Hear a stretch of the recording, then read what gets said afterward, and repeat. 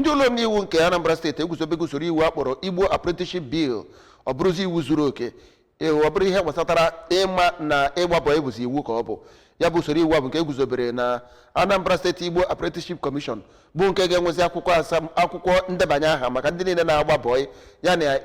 itinye ọnụ n'okwu gbasatara nsogbu ọbụla dapụtara na ya ịma na-eji kpọtara anyị akụkọ a.